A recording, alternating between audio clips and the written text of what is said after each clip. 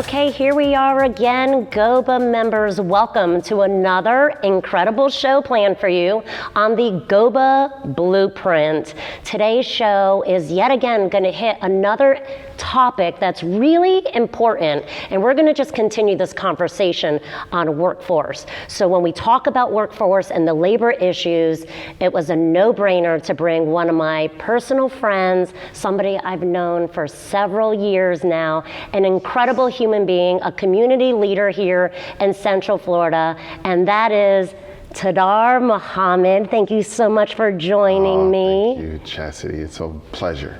All right, Always so a pleasure. Let me tell you a little bit about Tadar. He is now the COO of CareerSource of Central Florida. You were with United Way, you were once with Home Builders Institute, and so now you have this role continuing that path on labor, which I know you're super passionate about.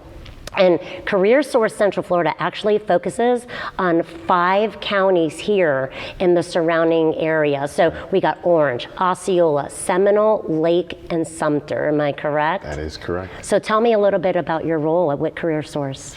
Absolutely, it's a pleasure once again to be here. So the role itself is more making sure that our individuals that are looking for employment have the opportunity to find the career path that they desire.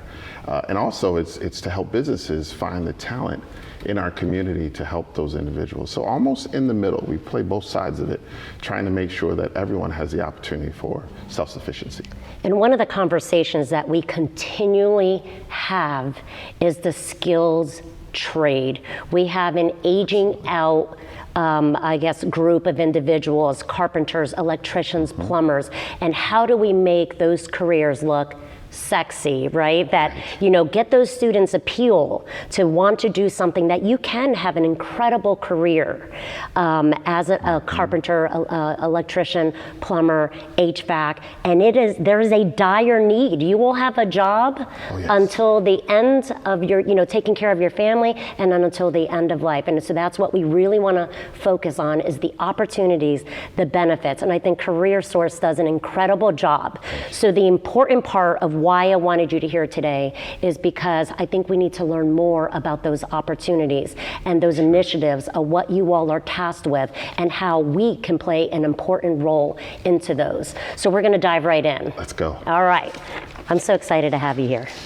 All right, so you and I spoke just recently, and one of the initiatives which really appealed to me was your High School Career Express, an initiative that, first off, it was my first time hearing about it, so I want you to tell me more about it and tell our membership more about High School Career Express and what that means. Yes, it's a wonderful program. We piloted it earlier this year in the fall.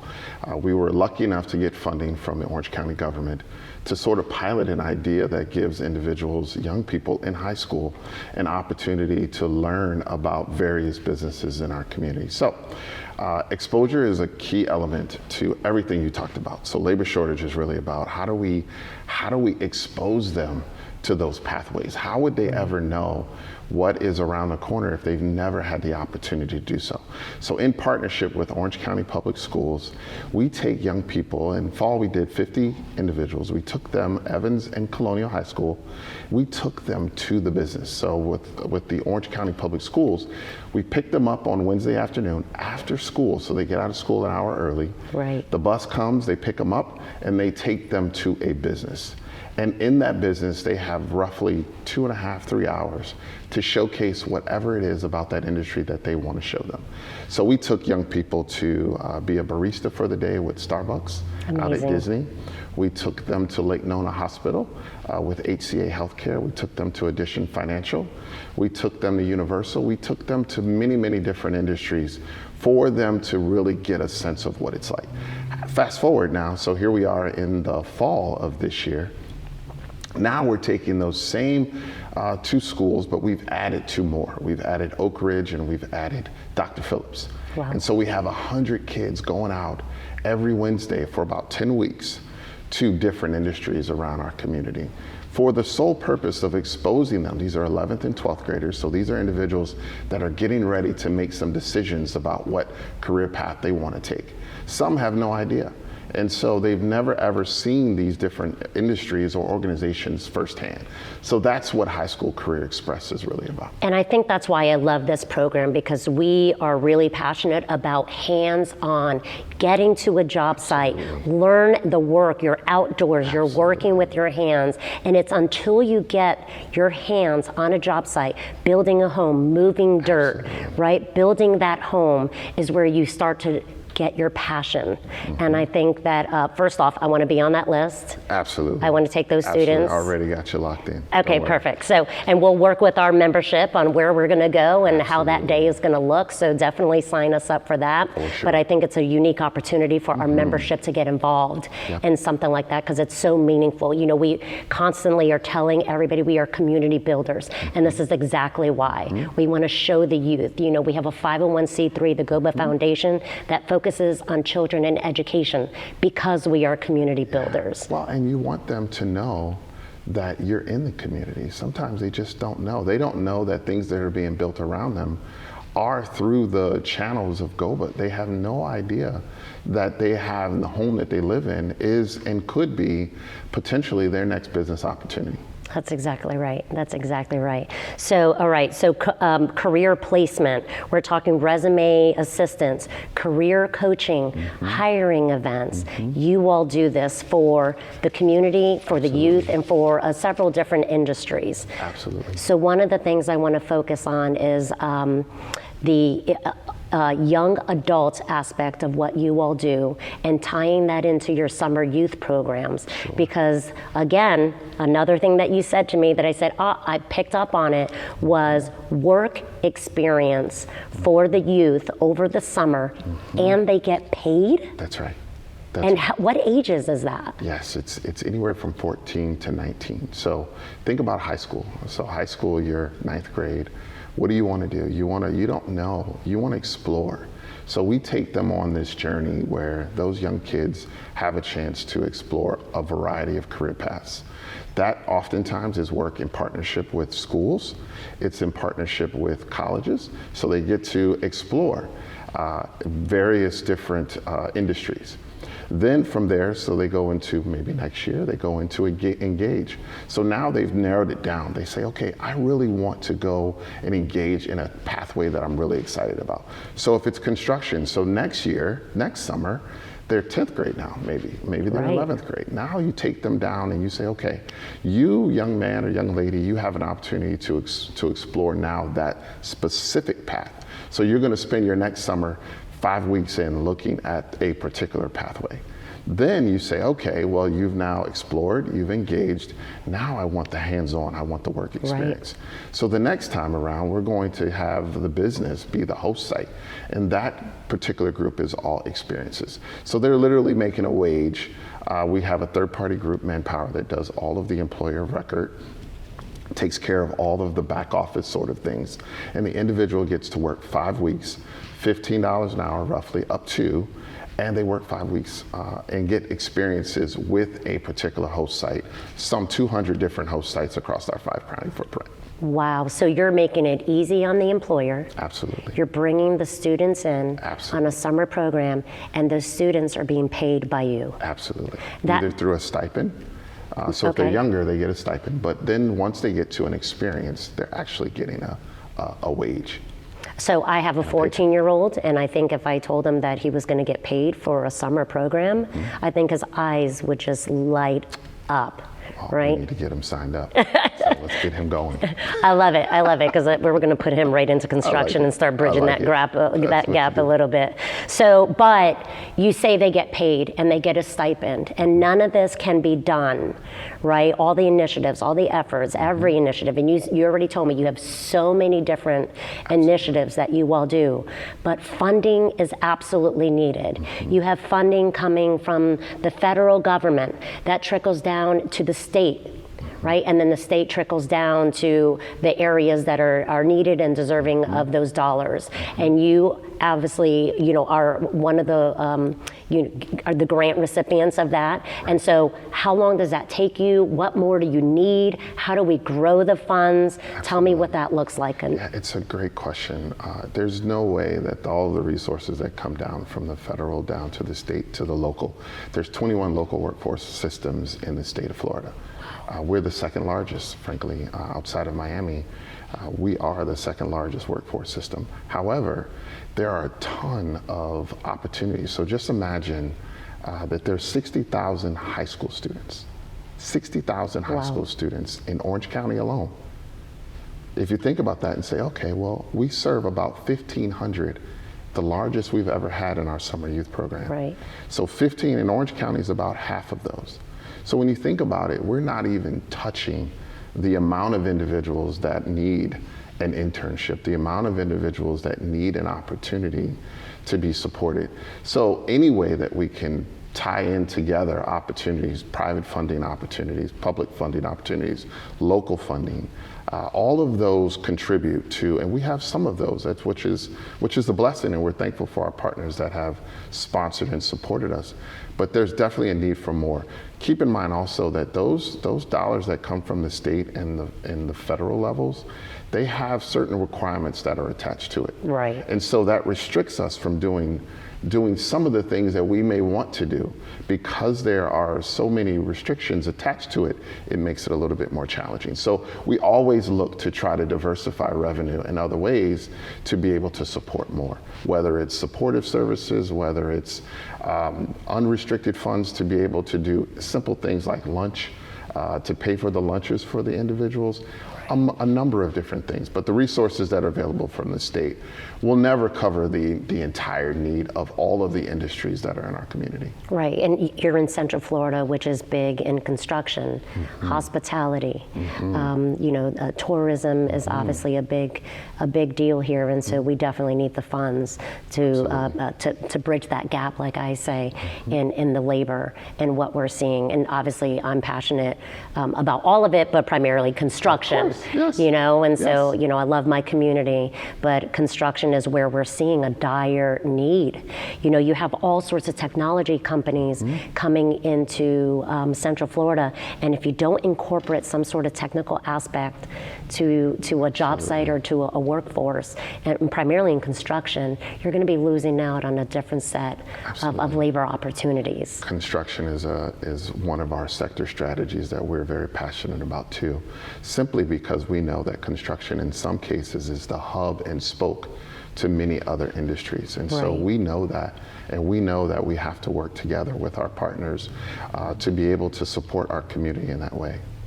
So one of the things out of my Workforce Development Committee, which was established in 2021, that we continually have conversations about is we don't want to reinvent the wheel, but there are some great things right here in our community tapping into the workforce. And we want to partner with those educational institutions or organizations on how we can help them. And the response from them consistently is mentorship and internship. I get all the time that we have our students want internships in construction. You all offer an internship program, and if I'm correct, you all fund it as well. We were just talking about the funding, you all fund it. So if I have a company, a GOBA member, that has an opportunity to bring a student in on an internship program, what does that look like, and what are the requirements or the needs that a company has to fulfill? Do they have to create a budget to be able to pay those individuals, or is that going to be funded for them? It's a great question, and it's several layers to that. Internships require a variety of different things, from an assessment to determine need, to determine what their passions are. It's also required for them to be able to distribute or display the interest in a particular area. Once that's true, then we partner with several different training partners across our 5-county footprint. On our website, we publish all of our training partners and the costs associated with that. We do supplement some of those costs depending on availability of funds, Right. and also depending on availability within a particular industry. So within those industries, we partner, we work with our local community colleges, we work with our local state colleges and others to be able to give them an opportunity to fulfill that. But I will say that in order to do that, oftentimes we have to track the young person. It's not just about the internship, it's about them getting a job. Oftentimes we don't get the credit for a particular placement until a year after they've been working. Oh, wow. So a lot of people don't realize that the internship is just one piece of it. So you have to really know that that individual that's going through that internship program is really going to stick around and really show that pathway all the way through to employment. And so once they get the job, once they get the internship, they have a period of time that they're working to sort of learn hands-on, as you mentioned. Right. And then if that's true, then we want that individual obviously to get that next job and then stay in that job over a period of time so that we can really see the fruits of the labor for the partner, for the business, but also for the educational provider that's providing them that industry recognized credential so that they actually do get the skills, the hands-on skills, and the ability to go to work all at the same time. I love it. And the direction of, their skill set or what they're interested in is a very important conversation, because we have seen the story multiple times where students are being hired on a job site, and they don't have that on-site work experience. Oh, yeah. A week later, it's too hot, I don't like it. The employer has spent time and money on hiring the individual, giving them all the supplies that they need, and a week later, they're like, I'm going to change my career path. That's the importance of having that exposure up front. Because if they're exposed early enough, then you're going to know and prepare them for what's to come. They're going to already be able to see the elements outside if that's a path that they really want to go into. Working with our partners, you're able to sort of see that too. Through the training, you're able to see some of those various things also. So really, really giving them that exposure and the opportunity to engage throughout is going to produce a better product for the individual or the business that's really looking for that employee. That's great. That's great. I really love everything what CareerSource Central Florida is doing. It's not just because of you, Tadar, but I appreciate that. but while we have this incredible audience watching us, right? Yes. Let's talk to the membership and how they can get involved, because we're not going to make the change overnight. It's not going to just be a Tadar issue or a Chastity issue, right? That's right. It's an industry community issue. Absolutely. So if you have a member that's watching right now that wants to get involved, Absolutely. what do you need? How can they get involved? Yes. What do we need to do for you? Yes, there's a couple things that I think right off the bat. First, we have an education and industry consortium that I think is a phenomenal way for industry to get engaged alongside of education. So we do that in a variety of different ways. We have those that, and depending on your interest level, you could think through it in 3 different ways. We have a K through 12 apprenticeship and a non-apprenticeship sort of level where anyone that's in high school that is interested in sort of engaging with our younger generation through K through 12, that's one committee that meets on a regular basis to talk about that. Let's say you want to get involved in more of the associates and the bachelor's level, that is post-secondary experiences. That's another group. And then we have a research and development that we partner with UCF on to really think through what is coming to our region. What do you need to know well ahead of time? Obviously within construction, you have somewhat of a blueprint, no pun intended, ahead of time, right? But think about it in the sense that if we were able to put from other industries, learning not just about our own industry in construction, but think about all of the other industries that are also within our 5-county footprint that are trying to figure it out as well. All of those individuals come together on a regular basis to talk about how to move our community forward as a collective, but as a part of an industry. So that's a great way for GOBA members to get involved. The other is you can literally contact us directly, and if you have particular business needs or meetings that we should attend, happy to come to you, happy for you to come to us, and we can talk further specifically about ways to help either certain careers or certain jobs within that particular industry. Right. All of those things are available. You may want to upskill individuals. We have plenty of opportunities to maybe think through, how do we upskill? Someone's looking and working currently, but how do we sort of move them to that next level within the industry? Obviously, you need to bring more in, but you also need to bring more up as well. So we can definitely work in many, many different ways to be able to do that. But you nailed it. Working together as a community is only going to be for the greater good, and there's going to be incredible results that come out of that. So I don't want to hold everybody's time up that is watching right now. Absolutely. I know you and I can talk for another hour. Absolutely, all day long. Yes, on CareerSource and the issues and all the other initiatives, because I know there's a whole list of them. But I think the one thing we wanted to highlight is that you're here, you're a familiar face to the GOBA membership. You've been here before, they know you well. Yes. And we really just need to get together as a community, as an industry, to bridge that gap. And we're here to help you as you are here to help us as well. Absolutely. So with that, I want to thank you so much for saying yes to me. Chastity, thank you. It's I been know. great. I know. This is how we have to set up our meetings. Absolutely. By recording. We'll just do it. Why not? Why not? Be fun. That's right. So thank you so much, everybody, for joining us on yet another incredible podcast, a video podcast here, right? You thought we weren't going to see you. I like it. We couldn't let that pretty face go like without it. being on the camera. So thank you, Tadara, once again, and to CareerSource Central Florida for an opportunity to meet with you. And with that, stay tuned for the next one. We're going to have another incredible speaker and dive into a little more, details into a lot of the industry issues, concerns, projections, elections, the list goes on and on. So with that, keep calm, build on, and continue to build that American dream. Take care, GOBA.